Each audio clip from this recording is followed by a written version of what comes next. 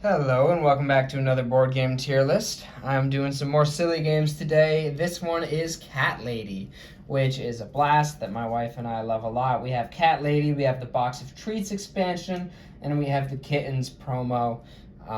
It's a great game where you're trying to have the best cats, basically. That's really it.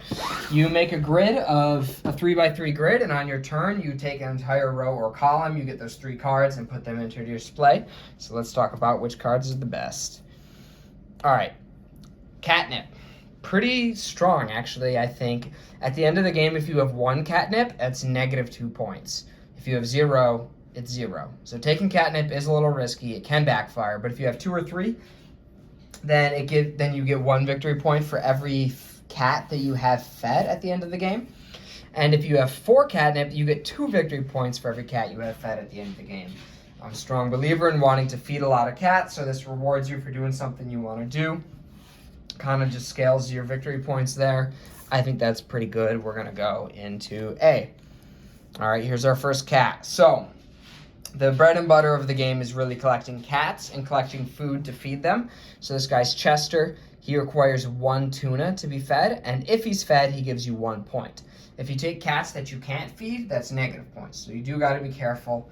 I think Chester's pretty solid. There's another catnip. Spray bottle. Now, after you take your turn, the cat token is placed on the row or column that you just went from, and the next player can't take from there. But if they play a spray bottle, they get to move the cat token. So this kind of gives you some more options. However, I'm not a big fan. I just don't think it's strong enough to want to spend that as one of my 3 draws. I'm going to put it into C. Luna. Luna requires a tuna and a chicken and is worth 1 point for each black cat that you feed. Luna counts. Luna is black and white, as you can see in the top left there. That's pretty good. I like the ones that scale like that. Luna's going to go A. So this is our first food card. The 3 main types are milk, tuna, and chicken. This one is a double chicken, so that's very good. Yeah, I'm going to put that in S. I think the double foods are just the way to go. You don't want to have leftover food at the end of the game, but that's normally not a problem because the cats are hungry. Double tuna, also S. Single chicken, I'm going to put that in B. Still helpful. I'm not one to shy away from food cards. They're very important, but obviously it's half as powerful as those other ones. There's the single milk.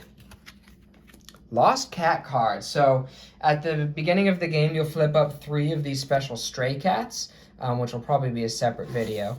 The stray cats can only be acquired through these. If you get 2 of these, you can spend them to take a stray cat, or you can just take a 2 victory point token.